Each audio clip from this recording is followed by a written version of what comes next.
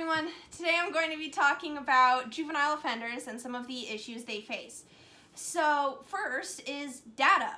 We just don't have it.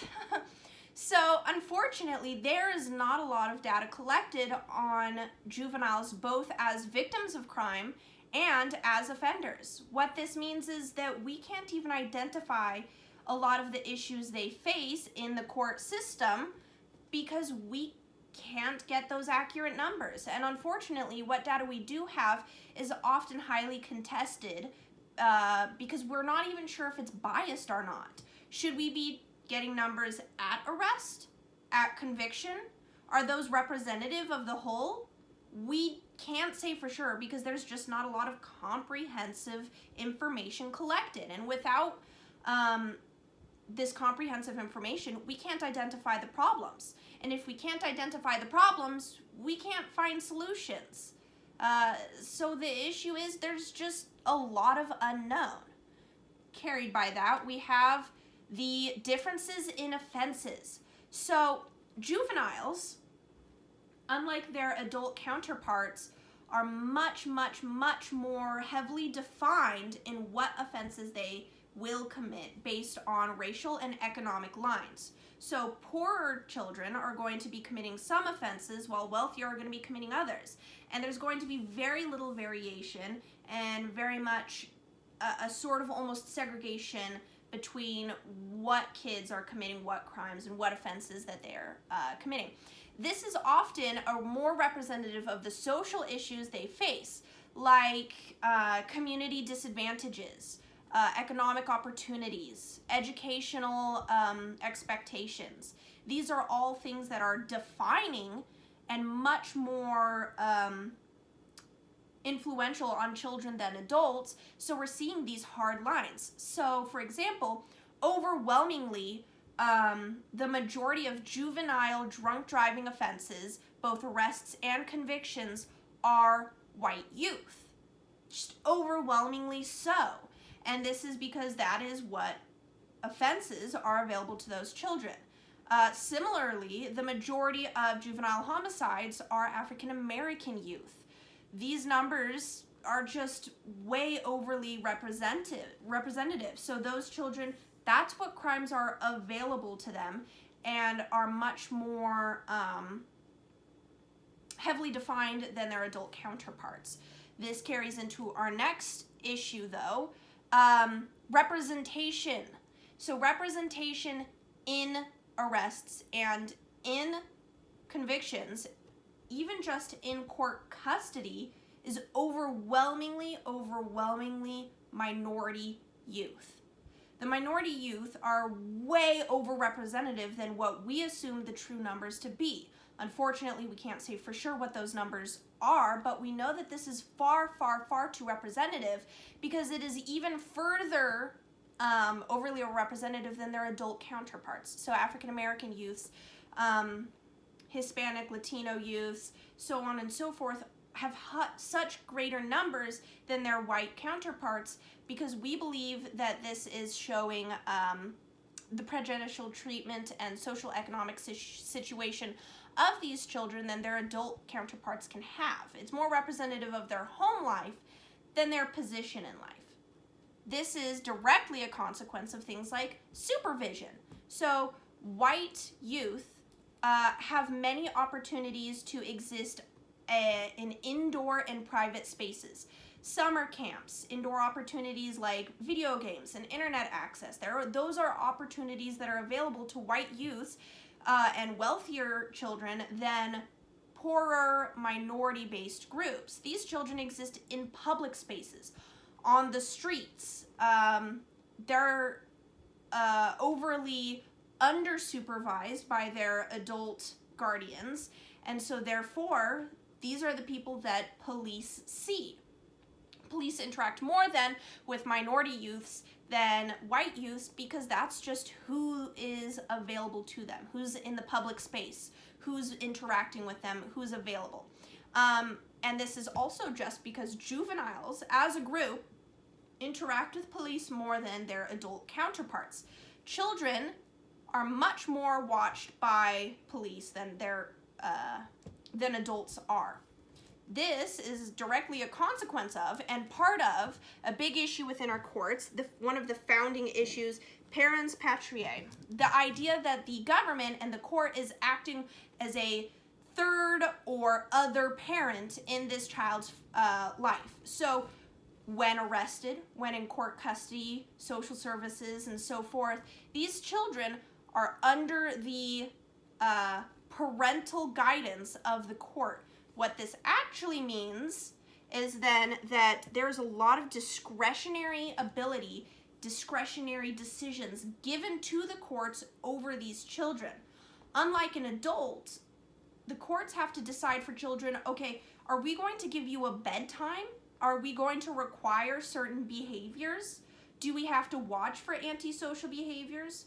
What are we going to do with you? What sentencing is available to you? Are you mentally able to be tried for this? Did you know what you were doing? This is all discretionary choices the courts get to make over these children. And unfortunately, oftentimes with the criminal justice system, discretion equals discrimination. So without hard lines, without hard defining guidelines, the courts end up super prejudiced against minority youth. And when minority youth suffer from these discretionary choices, this further exasperates the overrepresentation of them in courts and in custody.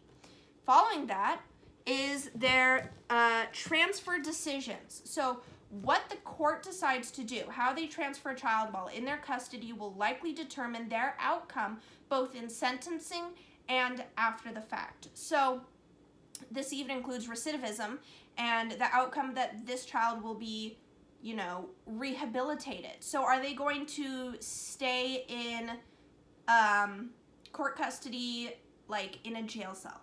Are they going to be sent to a juvenile detention center? Are they going to be institutionalized? Are they going to be let out to a foster home? Are they going to be let out on bail to their parents, to a family member?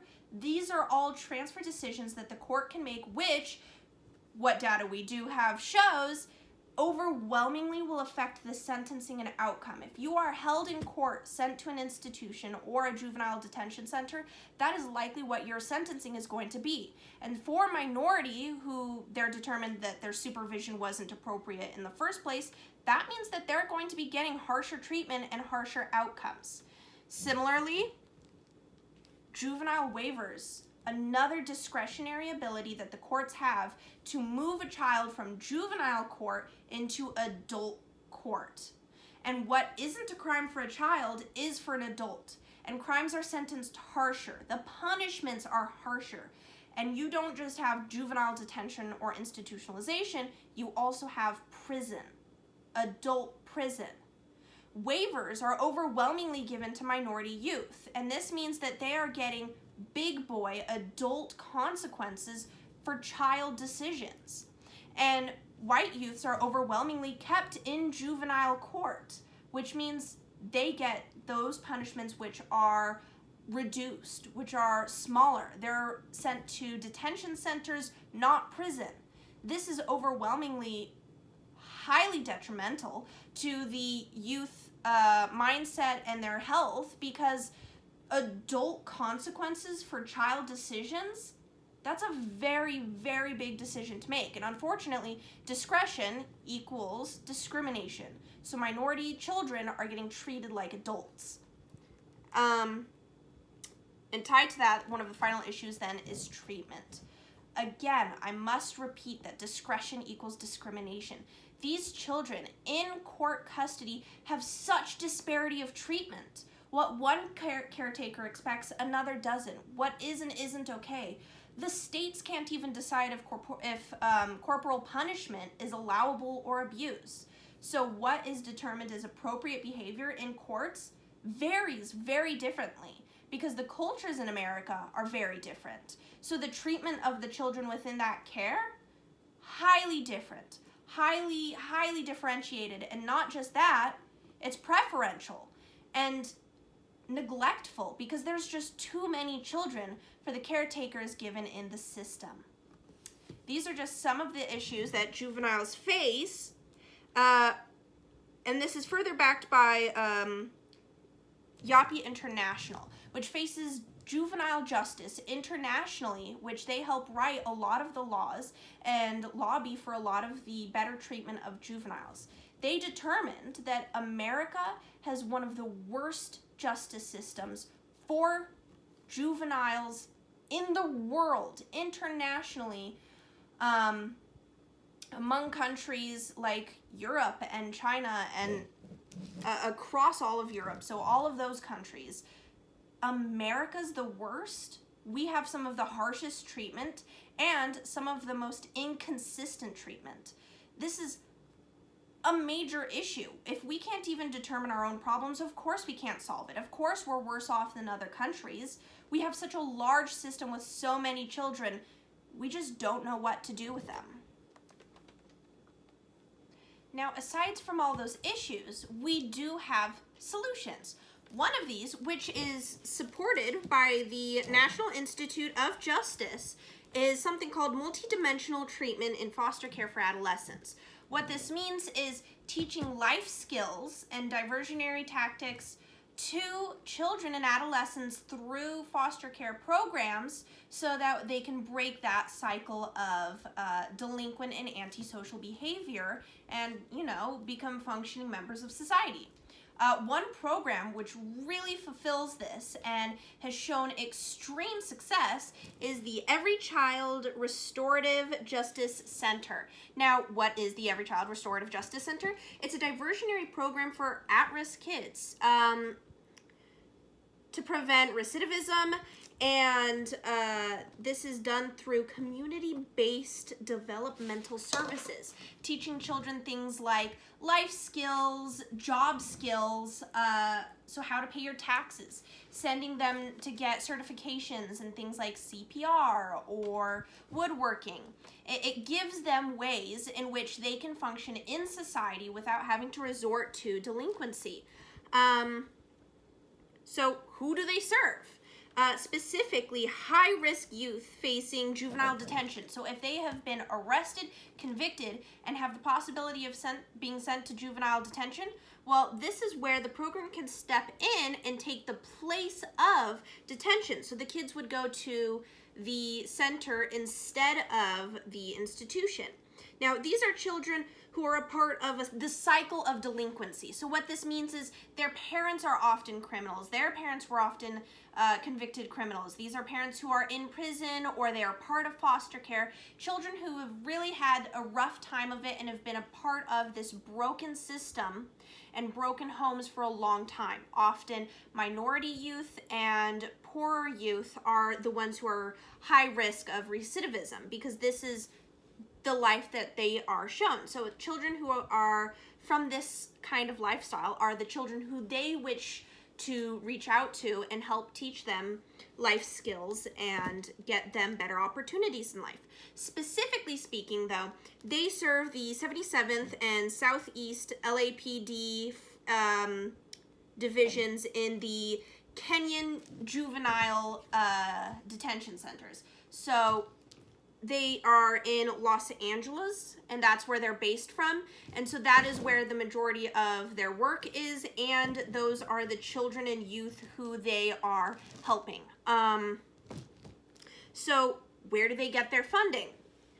A lot of their funding comes from private donators. So people who just reach out and decide to donate a lump sum. They are a non-for-profit center.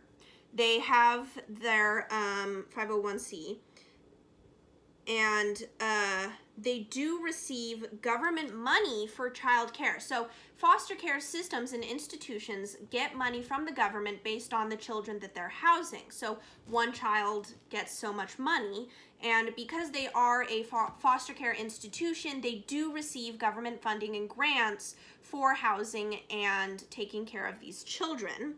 They also get money from the Richton Family Center, which is a diversionary fund that is giving out grants every year, which they have been receiving since their opening. The Center for Juvenile Law and Policy, which is a government program giving money to alternatives to detention centers and harsh consequences like that. It's a government program giving out funding and grants, which the center is able to receive. The Whole Child, which is a program founded and started by children who are a part of the broken system and now want to help other children get out of such a broken cycle. So it every year awards money to different centers and programs in the California state and area. So they get money from there. And the 1736 Family Crisis Center, which was founded to help keep families from being broken and kind of keep children from detention centers and institutions and in their communities. So this is a lot of government funding, a lot of official money coming from the California government specifically, and from these big centers which give out grants and monies based on criteria which the center fulfills because they are so good at what they do, and they work as a foster care alternative and detention center alternative. They're just really great in that way to kind of take children in and help keep them on a better track. So some of the pros and cons for this program is, for a pro, they're an alternative to detention centers. So instead of just having this child locked up and at risk, they're instead diverted into this program where there is a lower number of children to adults. So this means there's less just neglect. The caretakers are able to definitely focus in and help keep an eye on these children, give them more one-on-one treatment, get personal with them. One of the cons is that there is a white minority preference almost. So a lot of poor white youth do end up in the program. If you go through their site, they show a lot of their success stories, children who've avoided recidivism and who have gone and were able to get into the program, and a lot of them are white youth, which is strange because the majority of the Los Angeles juvenile offenders are minorities. So weirdly, it is the white minority of the population which is definitely getting a lot more help than non-white youth. If this is due to just court decisions or program preferences isn't really obvious, but that is unfortunate. One of the pros is it teaches skills. So this isn't just we're locking up these kids or we're holding them for a while. It's actually giving them life skills. So teaching them how to pay their taxes, giving them skills like how do you go into and handle an interview for a job? It gives them job skills and gets them certificates. It gets them into programs for higher education. It helps them legitimately work in the system and in society to help prevent and rehabilitate antisocial behaviors. And then a con is that it's only one step, so it doesn't follow through. So this means that there is no follow-up. Once the children are out of the program, there isn't a great deal of help past that point. Once you're out of the center, you don't have any more help. So once you leave the program, either through serving your time, being returned back to your families, or you age out, that's it. The program really only is able to help you while you're at the detention center, since it does work mostly as a foster care system and not a step-by-step guide. Which brings me to my improvements. The biggest improvement I would make is down the line follow-through. So I want the program, if I was to run it, to stay with the child through the process to help prevent recidivism. I would want them to kind of help them through college while they're in college or after high school education, helping them stay on the right track. Or if they don't go for higher education, help them find a job, keep a job, find housing, integrate into their communities as adults. It's kind of just, down the line help. I would also tighten their focus. So they just generally want to prevent recidivism. They want to help rehabilitate antisocial behavior. And I think that while that's great in the general concept, I think that they maybe should focus on specific antisocial behaviors or specific forms of misbehavior so that they can really just get good at helping those children, because then they can really help prevent that specific kind of recidivism and help more success. happen for these children. I think that there should be not a minority preference, but the idea that they should be aware of who's getting convicted and be more proportional to that population. So right now they have a white minority majority, when I think that it should be proportional to who's getting in trouble in Los Angeles and who's going through the 77th and Southeast LAPD district courts. It should be more proportional to those children than just who's the best looking or who has a better chance of getting work afterwards. Then I also think that there should be more focus on independence. So it's great that you teach them these skills. It's great that you house them and work on their antisocial behaviors, but I also think it should work on independence and teaching independence to these children. So really getting them on their own 2 feet, maybe helping them get apartments on their own, teaching them things like how to shop for themselves, you know, more life skills, because life is more than taxes. And really help get them to be able to function on their own as an adult. But for the most part, actually, they're a highly successful program which has been working to divert children from detention centers and back into their communities massively. And I think that it's a great program. It's a pity it's only in Los Angeles, but hopefully they'll perhaps expand. All right, that is it. It was a really interesting project, and I actually really enjoyed looking up and finding out more about the program. I'm excited to see what you guys think. Thank you.